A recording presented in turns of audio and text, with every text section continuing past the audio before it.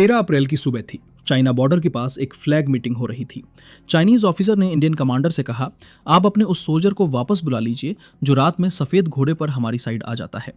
Indian officer हल्का सा मुस्कुराए, क्योंकि वो जानते थे उस डायरेक्शन में ना कोई पेट्रोल था और ना ही किसी सोल्जर के पास कोई घोड़ा था। लेकिन एक सोल्जर जरूर था, एक मरा हुआ सोल्जर, जिसने मरने के बाद भी अपनी ड्यूटी नहीं छोड़ी। आज हम बात करने जा रहे हैं एक ऐसे सोल्जर की जो 1968 में मर गया, लेकिन आज भी इंडिया की बॉर्डर की रक्षा कर रहा है। ये कहानी है बाबा हरभजन सिंह की।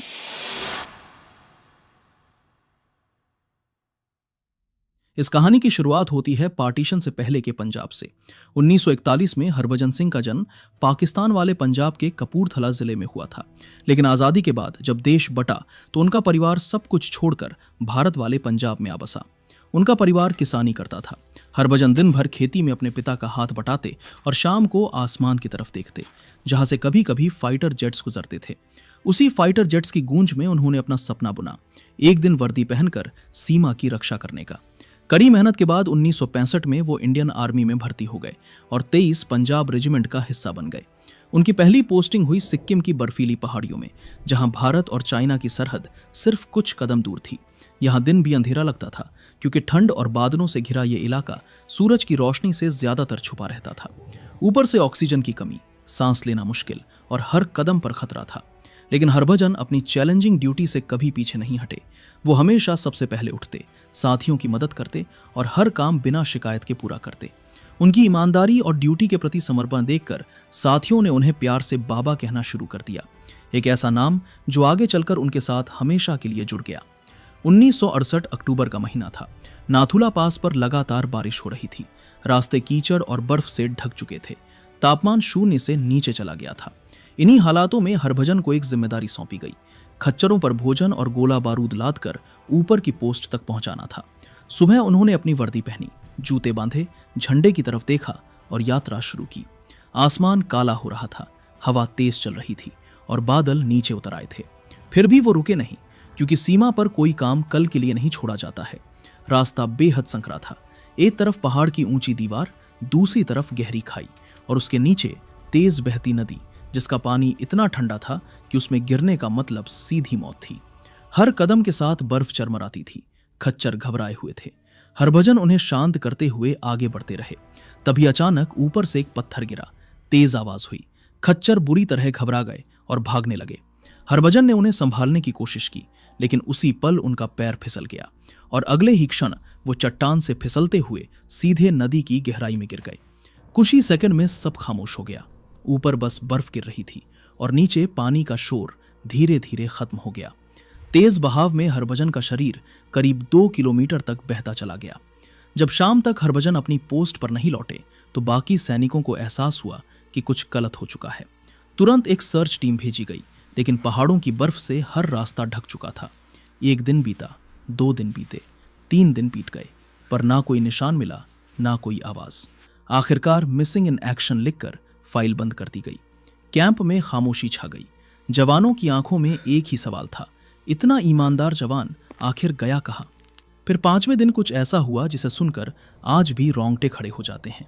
रात के अंधेरे में जब कैंप में सब सो रहे थे, हरभजन के करीबी दोस्त को सपने में खुद हरभजन दिखाई दिए। वो बिल्कुल साफ दिख रहे थे, वर्दी पहने हुए, चेहरे पर शांति थी। उन्होंने अपने दोस्त से कहा, मुझे ढूंढना बंद मत करो, मेरा शरीर अभी भी वहीं है, नदी में एक बड़े से पत्थर के नीचे फंसा है। और फिर उन्होंने वो एग्जैक्ट लोकेशन बताई जहां उनका शरीर था। जैसे ही उनके दोस्त की नींद खुली, वो पसीने से तरबतर हो गया। उसे यकीन नहीं हो रहा था, लेकिन सपना इतना साफ था कि उसने बिना देर किए अफसरों को सब कुछ बता दिया। शुरू में किसी ने यकीन नहीं किया, लेकिन जब उसने एक एक डिटेल बताई तो एक सर्च टीम दोबारा भेजी गई और यहीं चमत्कार हुआ। जिस जगह का जिक्र सपने में किया गया था, वहां कुछ घंटों की तलाश के बाद हरभजन का शरीर मिल गया, बिल्कुल उसी पत्थर के नीचे, बिल्कुल उसी गहराई पर। वर्दी अब भी साफ थी, हथियार कमर पर था और चेहरे पर वही शांति, जैसे वो बस सो रहे हों। यह देखकर सभी सैनिक सन्न रह गए। किसी की समझ में नहीं आ रहा था कि यह कैसे संभव हो सकता है। हरभजन का अंतिम संस्कार पूरे सैन्य सम्मान के साथ हुआ। उन्हें तिरंगे में लपेटा गया, सलामी दी गई और उन्हें वहीं नाथुला पास के पास दफनाया गया। सबने सोचा अब यह कहानी यहीं खत्म हो गई, लेकिन असल में यहीं से असली कहानी की शुरुआत हुई, क्योंकि उनकी शहादत के बाद नाथुला पास की पहाड़ियों में कुछ अजीब और डरावनी घटनाएं होने लगीं। रात में बंकरों के बाहर से आती धीमी सी खड़खड़ाहट, बर्फ पर किसी के कदमों के निशान और सर्च लाइट की रोशनी में दिखती एक परछाई। ये सब किसी एक जवान ने नहीं बल्कि पूरे कैंप ने महसूस किया था। शुरू में लोगों ने सोचा शायद ये ऊंचाई का असर है, क्योंकि ऑक्सीजन की कमी से दिमाग कभी कभी भ्रमित हो जाता है। लेकिन ये भ्रम नहीं था, ये हकीकत थी। एक रात एक जवान ड्यूटी पर तैनात था। घड़ी में रात के ठीक 2 बज रहे थे। ठंड इतनी थी कि हड्डियां जम रही थीं। वो जवान थक कर थोड़ा बैठ गया और उसकी आंखें झपकने लगीं। तभी अचानक किसी ने उसके कंधे पर हाथ रखा और उसे जोर से झकझोरते हुए कहा, उठो, तुम ड्यूटी पर हो। वो जवान घबरा कर उठा, चारों तरफ देखा, पर वहां कोई नहीं था। बस बर्फ पर ताजे जूतों के निशान थे जो उसकी तरफ आए थे और फिर अचानक गायब हो गए। इसी तरह की घटनाएं बार बार होने लगीं। किसी को रात में अपने कमरे के दरवाजे पर दस्तक सुनाई देती, लेकिन बाहर कोई नहीं होता। किसी को लगता कि कोई उसके पीछे चल रहा है, लेकिन मुड़कर देखने पर सिर्फ हवा होती। फरवरी की एक रात जब पूरा इलाका भयानक बर्फीले तूफान में दबा हुआ था, तब पास की चौकी से एक अजीब रिपोर्ट आई। 2 सिपाहियों ने बताया कि उन्होंने घाटी के उस पार एक पहाड़ी पर एक चमकती हुई आकृति देखी। वो आकृति इंसान जैसी थी, सर पर हेलमेट, पीठ पर राइफल और हाथ में फ्लैशलाइट जैसी कोई चीज। जब उन्होंने सर्च लाइट डाली तो वो आकृति पल भर में गायब हो गई। लेकिन उसके बाद वायरलेस पर किसी की आवाज 3 बार सुनाई दी, सावधान रहो, सावधान रहो, सावधान रहो। ये आवाज किसकी थी? किसी के पास इसका जवाब नहीं था। कुछ हफ्तों बाद बर्फ पिघलने लगी। जवानों ने नीचे के इलाकों में पेट्रोलिंग शुरू की। इसी दौरान एक जगह उन्हें एक पुराना जंग लगा हुआ हेलमेट मिला, मिट्टी से भरा हुआ। सैनिकों ने मजाक में कहा, ये तो बाबा हरभजन का है। जब इस हेलमेट को एक छोटी सी जगह पर रखा गया तो आसपास के मौसम में अचानक बदलाव आ गया। बादलों के बीच से तेज धूप निकल आई, हवा एकदम थम गई और तापमान थोड़ा बढ़ गया। ये महज संयोग नहीं हो सकता था। एक और चौंकाने वाली घटना है जो आर्मी के बीच काफी मशहूर है। कहते हैं कि एक बार चीनी सीमा पर तैनात सोल्जर्स ने रिपोर्ट दी कि रात में उनके इलाके के पास एक भारतीय सिपाही दिखा जो सफेद घोड़े पर सवार था। उन्होंने कहा कि वो कुछ देर तक हमें देखता रहा और फिर धुंध में गायब हो गया। अगले दिन दोनों देशों की फ्लैग मीटिंग हुई। चाइनीज अधिकारियों ने इंडियन कमांडर से पूछा, आपके घोड़े वाले सिपाही को कह दीजिए कि वो हमारी सीमा में ना आए। इंडियन ऑफिसर बस चुप रहे, क्योंकि वो जानते थे कि उस दिशा में कोई भी पेट्रोल थी ही नहीं और ना ही किसी सोल्जर के पास कोई घोड़ा था। माना जाता है कि जब भी सीमा पर कोई बड़ा संकट आने वाला होता है तो 3 दिन पहले ही वहां के सैनिकों को कुछ संकेत मिलने लगते हैं। मौसम अचानक बदल जाता है या किसी को अपने पीछे किसी की उपस्थिति का एहसास होता है। इस घटना के बाद जवानों ने फैसला किया कि उसी जगह पर बाबा हरभजन के लिए एक छोटी सी जगह बनाई जाए। उन्होंने वो जगह साफ की, हेलमेट को सम्मान के साथ रखा और हर शाम वहां दीपक जलाया जाने लगा। धीरे धीरे ये दीपक कैंप की परंपरा बन गया और वो जगह बाबा हरभजन मंदिर के नाम से मशहूर हो गई। समय के साथ साथ बाबा हरभजन के प्रति ये विश्वास और भी गहरा होता गया। इंडियन आर्मी ने इस रहस्यमय उपस्थिति को खारिज करने के बजाय उसे पूरा सम्मान दिया और यहीं से शुरू हुई वो परंपरा जो आज भी जारी है। हरभजन सिंह का नाम सेना की रिकॉर्ड बुक में हमेशा दर्ज रहा। उन्हें मरणोपरांत ऑनररी कैप्टन की रैंक दी गई, यानी उनकी मौत के बाद भी उन्हें प्रमोशन मिला। उनका कमरा आज भी ऐसे संभाला जाता है जैसे वो किसी भी दिन छुट्टी से लौटने वाले हों। हर सुबह उनके लिए वर्दी प्रेस की जाती है, बूट चमकाए जाते हैं, बिस्तर ठीक से सजाया जाता है और उनके लिए पानी रखा जाता है। लेकिन अजीब बात यह है, जब भी सुबह पहरा बदला जाता है उनके बिस्तर पर हल्की सी सिलवटें होती हैं, बूटों पर मिट्टी लगी होती है और पानी की बोतल खाली मिलती है, जैसे रात में कोई आया हो, ड्यूटी पर गया हो और लौटकर सो गया हो। हर साल सितंबर के महीने में बाबा हरभजन सिंह को 2 महीने की एनुअल लीव दी जाती थी।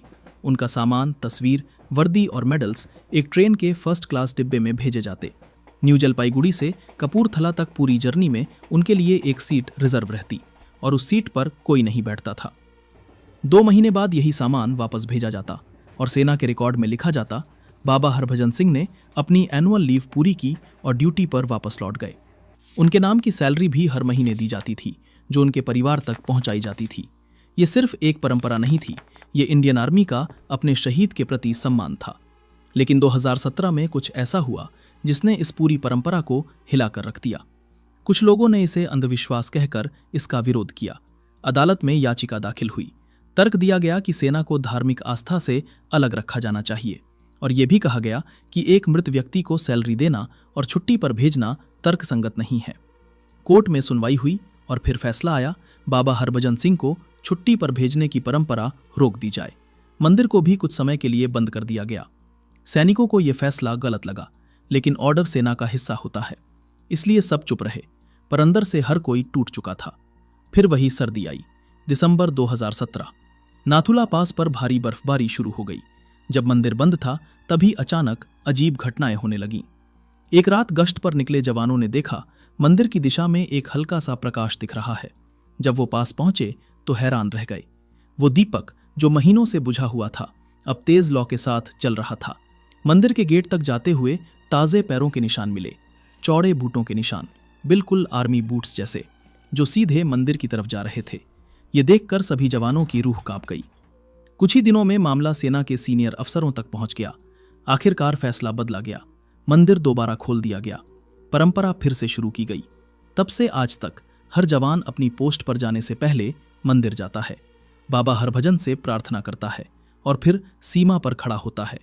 चाहे दुनिया माने या ना माने, चाहे विज्ञान इसे स्वीकार करे या ना करे, लेकिन भारत चीन बॉर्डर पर तैनात हर सिपाही ये जानता है बाबा हरभजन आज भी ड्यूटी पर हैं और आज भी हर खतरे से पहले चेतावनी देते हैं।